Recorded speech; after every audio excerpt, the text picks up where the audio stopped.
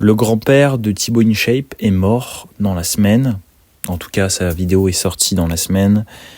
L'objet de cette vidéo n'est pas du tout de parler du grand-père de Thibaut InShape. C'est un titre aguicheur pour parler de quelque chose de beaucoup plus profond.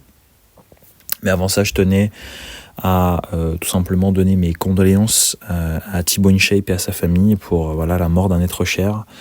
Et je trouve ça très bien. Alors, il aurait pu se garder pour soi et je trouve ça bien d'en parler, d'avoir le courage et d'avoir le cran d'en parler à chaud auprès de ses abonnés. Ça montre aussi le fait d'être authentique et puis aussi donner du courage aux personnes qui perdent des personnes qui leur sont chères tout au long de cette année ou tout au long de la vie, qu'il faut rester fort, ce qui n'est pas forcément facile.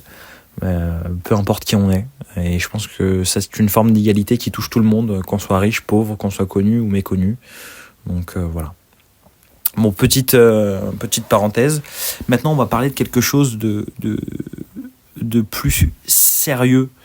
Je dis pas que ce n'est pas sérieux, mais de quelque chose qui est plus en lien avec ce que je fais sur ma chaîne YouTube.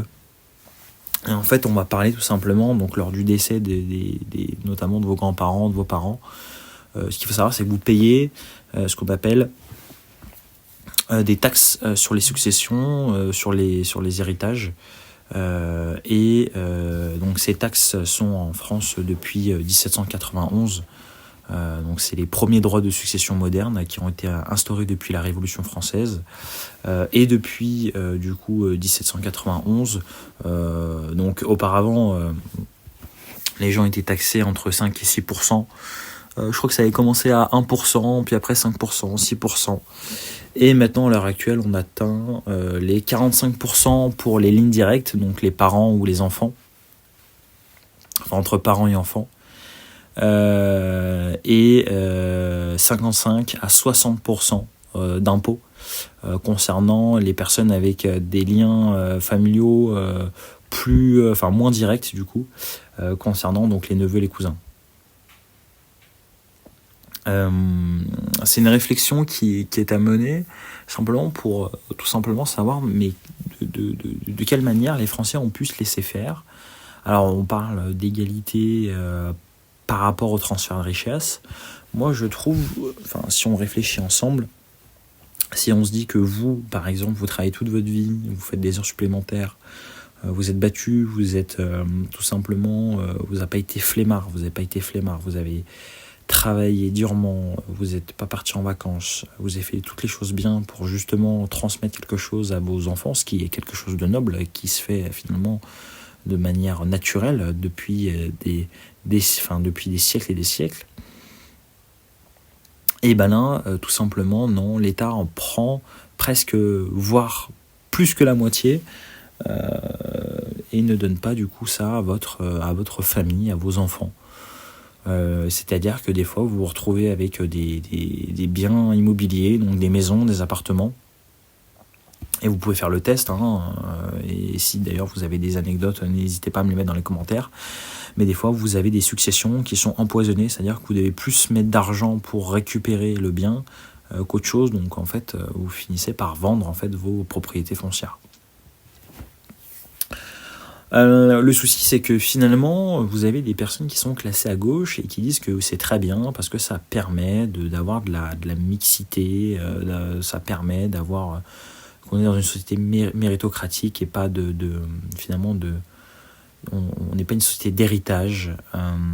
Alors peut-être, mais ce qu'il faut savoir, c'est qu'en fait, les personnes qui justement se font ponctionner le plus, en fait, c'est les plus pauvres, en fait, c'est la population. Pourquoi ? Parce que la population n'est pas éclairée financièrement, elle n'est pas éclairée de manière juridique, manière juridico-légale.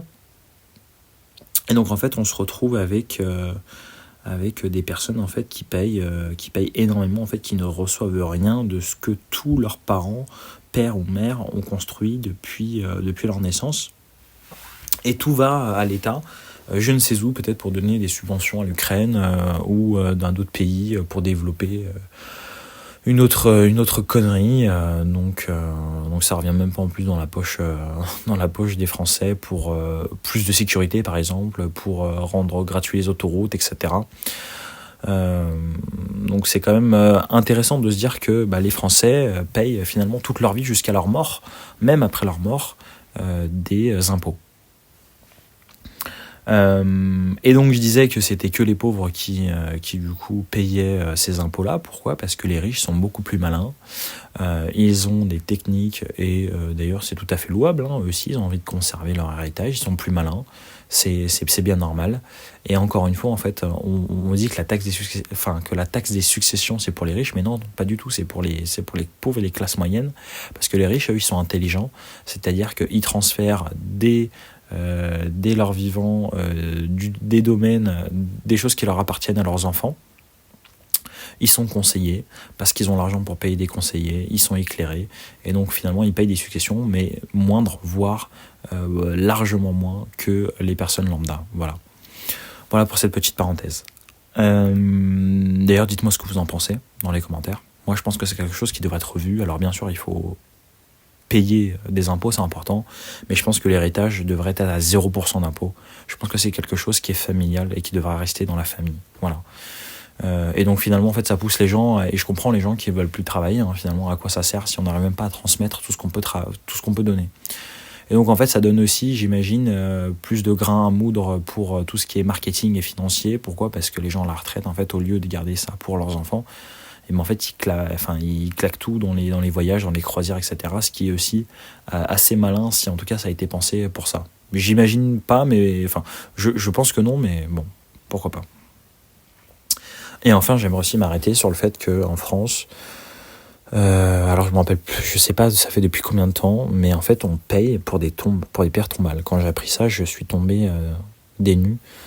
En disant que en fait même encore une fois après votre mort vous continuez à payer et en plus des fois les cimetières sont pas forcément très bien entretenus mais en fait vous payez en fait pour pouvoir vous recueillir et je trouve que c'est inadmissible que maintenant que vous fassiez brûler ou non. C'est pour ça que d'ailleurs maintenant ils obligent de mettre les cendres dans les cimetières parce que justement en fait il faut payer finalement l'emplacement.